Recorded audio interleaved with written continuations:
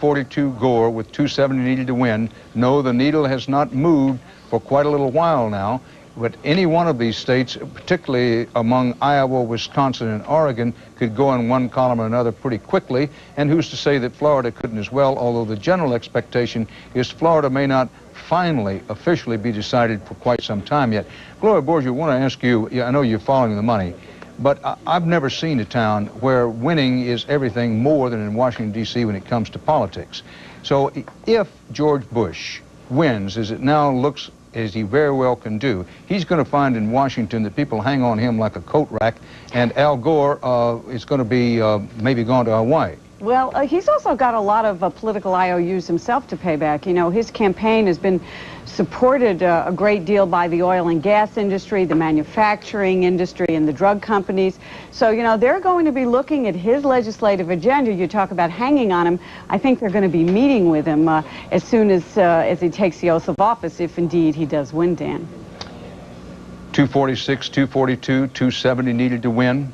Florida, Iowa, Wisconsin, and Oregon, polls closed, have been closed for a long time, no decision yet. Bob Schieffer, in the Senate seats still not called, as of 1:08 a.m. New York time, let's look them over, run down those uncalled, and where that leaves us in the race to control the Senate. Well, not only is the race out in Michigan where Debbie Stabenow, who's a congressman running against Spence Abraham, the Republican senator, not only has that not been called, we think it is so close, Dan, that they won't even show one or the other leading. We just list it as too close to call.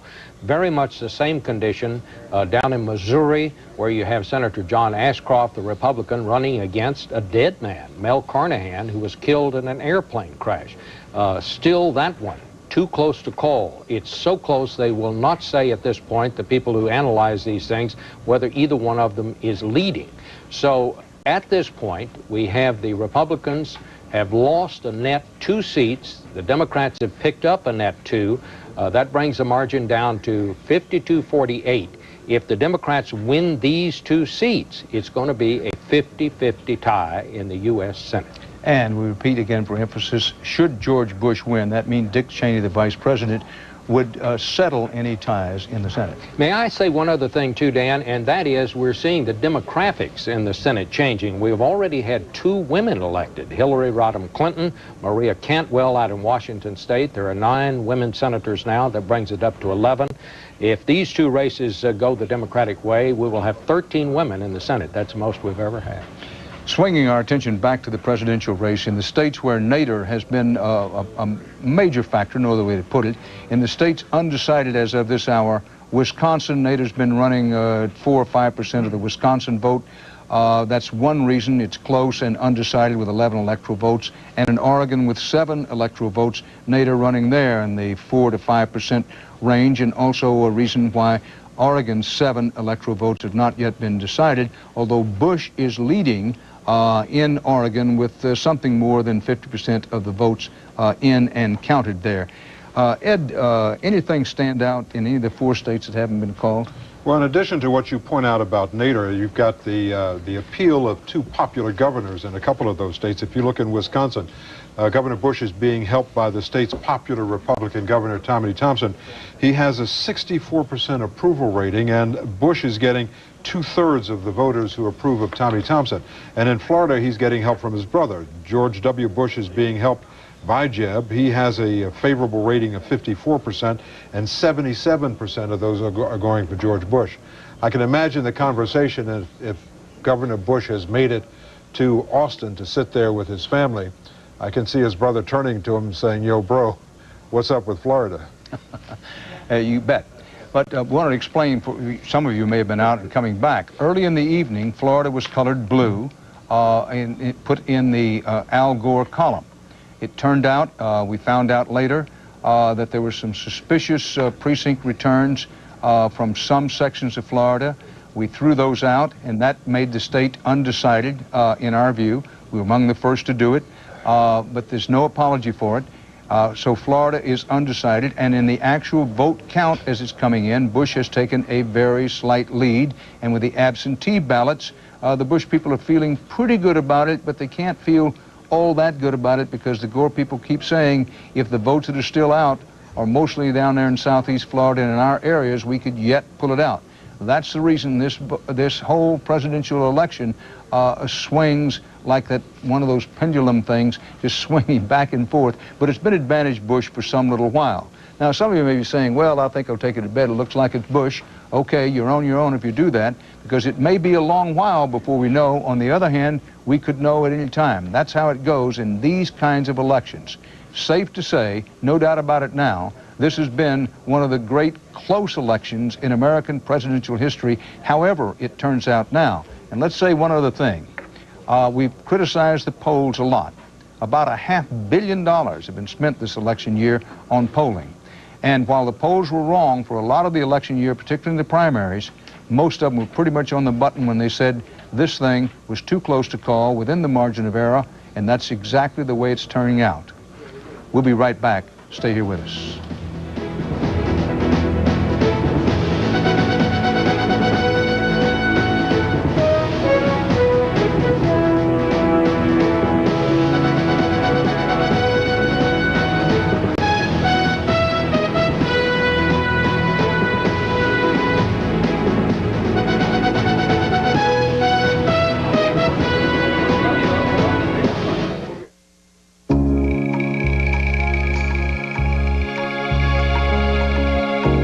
Around the world, mothers may look and live differently. But what they want for their children is very much the same. They want to protect and nourish them, provide better for them. So biotechnology researchers are developing a more nutritious strain of rice. It's called Gold. Murder, and no one believed you. You sure it wasn't a dream? Except the killer. A deadly diagnosis. Clear. CBS Thursday. CBS News election headquarters in New York, 246 for Bush, 242 for Gore, with 270 electoral votes needed to win. The national vote total, which we keep putting up for you because it changes from time to time, but Bush has been clinging to a lead most, if not all, of the evening in the overall popular vote, 49% to 48%. On the electoral map, this is the way things look at the moment, as about 1:17 New York Eastern Time.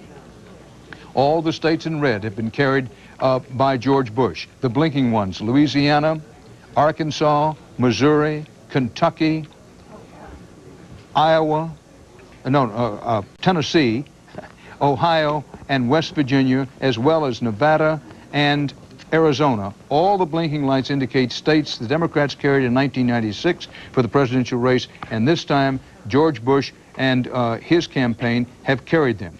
All the states in blue have been carried by Al Gore. The reason he's still at this late hour in the race is he's carried the big electoral vote states, including New York, Pennsylvania, Illinois, and California, and more recently carried the 11 electoral votes up in Washington. The states in white are now the decisive four. Florida with 25, Iowa with 7, Wisconsin with 11, and Oregon with 7. Bush leads in Oregon, with Nader getting about 4 to 5% of the vote. Gore leads in Wisconsin, but by not very much, by a very small margin, with Nader again getting about 4 to 5% of the vote there. And in Iowa, as a matter of fact, let's punch up Iowa here and see in the presidential race what they tell us in Iowa. 7 electoral votes, 49% Gore, 48% Bush, with 94% of the precincts reporting. But in a race this close, with 6% of the precincts still out, you'd have to say this thing is as tight as the rusted lug nuts on a 55 Ford. Doesn't get much closer than this.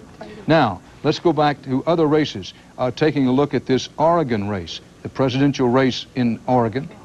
We've said that Nader's running 4 to 5% out there, 4% presently. Bush leading 49 to 46%, with 57% of the precincts reporting. Still a long way to go. Bush has increased his lead just a tad over the last 45 minutes to 1 hour. Now, we want to repeat for emphasis because it gets to be fairly important when you look at this overall electoral map. In Florida, with 25 electoral votes, Bush can still win. He can go to bed tonight if he hasn't already, and if I know Governor Bush, and I think I know him at least this well, to say he hasn't gone to bed, you can bet the rent money on that. But he could go to bed tonight knowing that he's elected president without knowing how Florida comes out, provided Bush wins Iowa, Wisconsin, and Oregon. In other words, without Florida, Bush has to carry all three of the other outstanding states, and he will be the next president.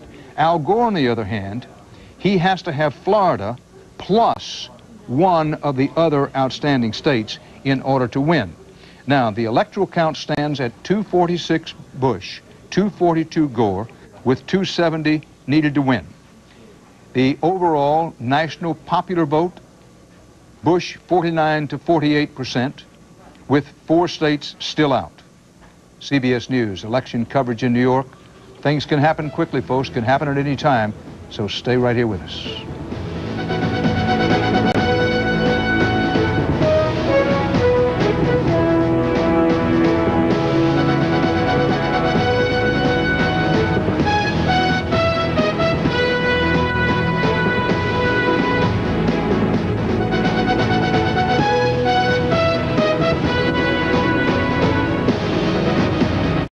What over the 50-year history has been the most accurate presidential election night coverage, and that's on CBS.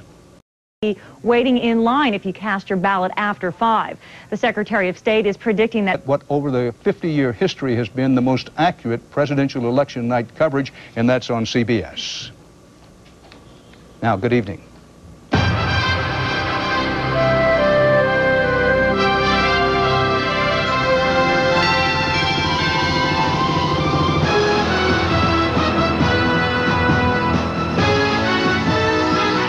In this country, in any presidential election year, deciding a president of the United States, and tonight also deciding who's going to control the House and the Senate. We've said it could be a very long night, but frankly, we don't know that it's going to be that. We may have a decision early in the evening. We think it may be the closest election in 40 years, but nobody can say that for certain at this juncture. So settle in, and welcome to our continuous CBS News election night coverage. We're here now for as long as it takes to bring you the clearest, fastest, and most accurate picture of tonight's results. Let's get one thing straight right from the get-go. We would rather be last in reporting a return than to be wrong. And again, our record demonstrates that true. If you hear someplace else that somebody's carried a state and you're off, as you shouldn't be, watching them, then come back here, because if we say somebody has carried a state, you can pretty much take it to the bank, book it, that that's true. We'll also be telling you not just who wins, but why. The polls are still open in many places as America chooses the next president. There's much at stake: bread and butter issues, Social Security, taxes, schools, health care, and more. And a handful of seats in the House and Senate could tip the balance in the battle for control of Congress. What happens tonight will set the nation's next agenda for the 21st century. There are many who believe that this election is not just about the next 4 years, but it may well decide the direction of our country for the next generation. Our agenda is to tell you the latest and give you the context. Now, Ed Bradley, Bush is obviously off to a good start. What have you noticed of special interest so far? Well, I think that if you take a look at what's happening in Florida, it's really amazing at this point, because it still is so much in play. And if you take a look at the gender gap in Florida, for one thing, it seems to be working for Al Gore, that more women voted in that state, and he got a much bigger percentage of that vote. Also, black turnout is higher in Florida, and Gore did better among Hispanics than Bill Clinton did 4 years ago. But the interesting thing about Florida, Dan, is that both candidates aimed their message at seniors, because they make up almost a third of the electorate in Florida. And if you look at the issues that are important to voters in Florida, you'd think they would be those issues, but that's not the case. Medicare and health care, prescription drugs are down at the bottom at 8%, rather. The two most important issues, economy and jobs and education. How did the two candidates do among seniors? They basically split the vote, but Al Gore is doing much better among those voters who are 18 to 29, and for me, that's a big surprise in Florida. Well, while we wait for the returns to come in, Ed, and around the table from Florida, let's show you what the electoral vote stands at this hour. We're going to be showing this to you throughout tonight because it's the simplest way to understand where things are. 270 electoral votes needed to win.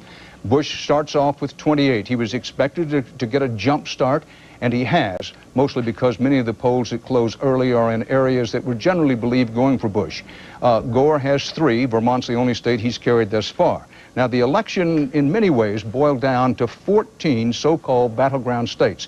These are states where it's too close to call and where the election is likely to be decided. They begin with Florida, then move up to Pennsylvania, 23 electoral votes there. Pennsylvania, the polls have not yet closed there. Michigan with 18. If you want three to watch, those are the three: Florida, Pennsylvania, and Michigan. Now, the so-called battleground states also include other states where the polls are still open. That would be Maine with 4 electoral votes, said to be sort of hanging in the balance, although a lot of people think Bush will carry it because the Bush family has a home there. In New Hampshire, the polls have closed, don't yet know how that one's going to go. West Virginia with 5 electoral votes is one of the battleground states. Tennessee with 11 is another. Arkansas with 6. Iowa with 5. Wisconsin, New Mexico, Oregon, and Washington, all considered to be battleground states. Bob Schieffer is covering the battle for control of the Senate. Bob, the polls have closed in Virginia. A Senate race there, ugly enough, nasty enough to gag a buzzard. Do we have the returns on it yet? No, they have not called the race yet. Chuck Robb was hoping for a huge turnout of black voters. He said 20% of the electorate would have to be black voters for him to win. It does not appear that many blacks turned out. It may be around 15% of the electorate. Can I go back to Florida, though, Dan? Absolutely. You know, we've had the call there in the Senate race. Bill Nelson, the Democrat, has won. And I think this may tell us something about what may happen in the presidential race, because one of the things we asked voters down there, what was important to them, as you know, Social Security, we've been talking about it. Well, look at this. About a third of the voters down there said using the surplus to take care and keep Social Security solvent was an important thing to them, and 60% of those people voted for the Democrat Nelson. So that may tell you that Al Gore may have a bit of an edge in Florida. We'll have to wait and see what happens. We'll have to wait and see. I want to pick up on that. Given that information, where Social Security seemed to cut so heavily in favor of the Democrats in picking up this Senate seat in Florida, with the polls closed, we're now waiting for the returns to come in and make a decision, be able to announce, well, okay, somebody has carried Florida. In the past, does this carry over from Senate race to the presidential race in a state like Florida, Bob? Well, sometimes it does and sometimes it doesn't. But when you're talking about one issue like Social Security, we know that Al Gore hammered away at Social Security. Joe Lieberman, as Governor Jeb Bush said, parked his trailer down there and may have to pay income tax. Of course, they don't have one in Florida. He was in Florida so much, but he was hammering away at Social Security. So I would say the fact that the Democrat has won in the Senate seat in Florida is good news for Al Gore at the very least. Well, the fact that Joe Lieberman, the senator from Connecticut, is on the ticket has not hurt Gore's chances in Florida. I want to emphasize to you now that the polls are closed in Florida, but it may or may not be a long while before we know how that state's going to go in the presidential race. Now, Leslie Stahl is covering the fight for control of the House of Representatives. The Democrats, Leslie, need a net pickup of 7. 7. And it wasn't a week ago that the Democrats weren't telling us that they were sure they were going to be able to get those 7 votes. But in the last week, most of the states that they were counting on, the seats they were counting on, the races, have tightened up and some moved the other way. So it's unsure as we start the night. But let's take a look at what the current House looks like. At the moment, the House of Representatives is divided almost equally down the middle. The Democrats have 210 seats. The Republicans have 223. There are 2 independents. 1 votes with the Democrats, 1 votes with the Republicans. As Dan said, the Democrats to take over control need a net gain of 7. Now, one of the first states that we've been looking at for an early sign of how things will go tonight is Kentucky, where there are 3 Republican incumbents the Democrats were eyeing as kind of juicy targets. Well, so far, the Democrats have lost one of those seats, and they're trailing in the other. This is not a good sign for the Democrats so far, Dan. Not a good sign for the Democrats in the early going in their ability to take over the House of Representatives, but a reasonable sign in they pick up 1 Senate seat in Florida. We'll see how that goes along. Joining us tonight from Nashville, Tennessee, is Bill Dayton. More than George Bush then having to run all of the smaller states. We see Mrs. Gore there with the vice president voting today. Is she as fresh most of the time as he is? She really is, Peter. She is, as many people know, one of his best assets on the campaign trail. She lightens him up. In fact, as he got on the plane to come home now in the early morning hours, 7, 8 a.m. This morning to come home to Tennessee, she kind of pushed him off on the stairway just so she could take a picture of him. She's a real amateur photographer. Thousands and thousands and thousands of rolls and films from the campaign. Thanks, Terry. We'll be back to you before long. Want to check in very briefly now with ABC's Dean Reynolds, who's been the last 18 months with Governor Bush. I suspect also a little ragged around the edges at this point. But I saw the governor, Dean, on television a little while ago looking very calm, very cool, and that was the public message, was it not? That's right, Peter. He had about 5 solid hours of sleep, he said, overnight. Not for him, the campaigning until dawn. Their feeling here is rather upbeat and anticipatory. One of them said they're waiting for that exclamation point to affirm what they all believe will happen tonight. Now, you're outside the State House. It's fairly early in the evening there in Austin. Tell us what's going on behind you. Well, it's freezing. We're all freezing here. It's uncommonly cold for this time of year in Austin. There's a great big screen behind me, and they're playing the biography of the governor, and a small crowd is gathering, but I think the wiser people are probably staying home. Okay, Dean, thank you very much. Dean Reynolds, who's with Governor Bush's campaign in Austin, Texas, which has turned out to be one of the most popular states in the South, one of the most popular states in Texas, university town among other, great restaurant town, great music town. So the press corps that's had to get back there occasionally with Mr. Bush hasn't suffered altogether. George Stephanopoulos, question for you about the weather.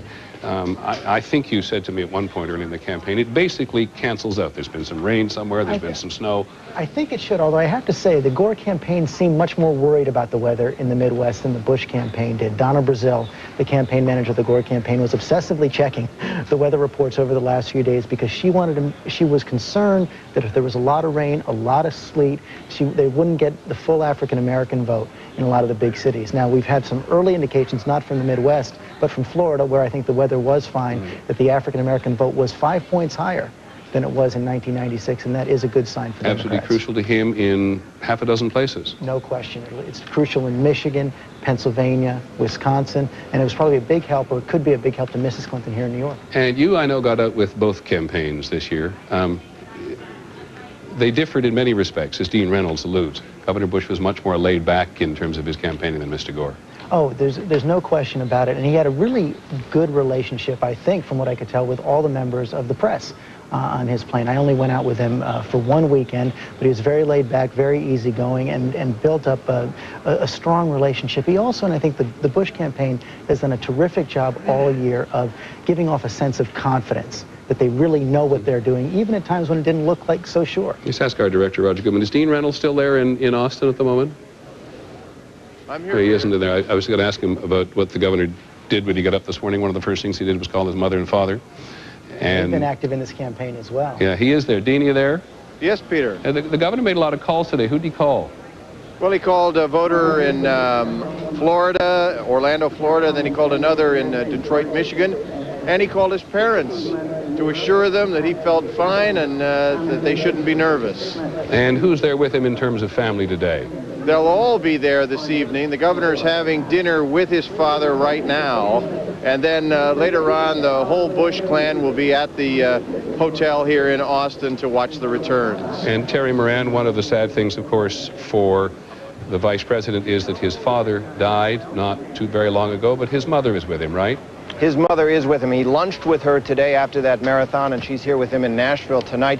And 30 years ago, Peter, on election night 30 years ago, the Gore family suffered a terrible defeat, electoral defeat, when his father went down to defeat him for re-election in the United States Senate. That's a bad memory, one that they're hoping they can overcome tonight. Okay, thanks very much, Chairman. Now, we've just had an interesting alert from the Associated Press, which will give you some real sense now of how heavy the vote is in some places. The AP reports from St. Louis that a circuit judge in St. Louis has ordered the polls there to remain open until 10 p.m. And Broward County in southern Florida, which has been touch and go all through the campaign, is going to have extended hours as well. But if you're just joining us at the moment, just take a quick look at what we are looking at the moment. There's the map of the country, 270 electoral votes needed to win. I'm going to say it time again. We project already that Governor Bush has won in Indiana, Kentucky, and South Carolina, that New Hampshire is too close to call, but up there in the Northeast, the real bastion of Mr. Gore's support is the Northeast here, at least on this coast, and we project he has won in Vermont, Virginia, Georgia, Florida, all too close to call. Now, national election in three ways: presidential, House, and the Senate, of course, and a state and local election in many, many ways, with some of those state and local elections having very high profile for the rest of the country, but vital to everybody who lives in whatever respective community you live in. So we're going to break for a few minutes now to let ABC news stations across the country bring you up to date with the local races in your area. I hope you'll stay with us. I'm Peter Jennings for ABC 2000. Around the world, mothers want to protect and nurture. Is using to describe its own mood: upbeat, serene, cautiously optimistic. The early returns and word they're hearing from their folks in the field is adding to that upbeat mood. Now, the one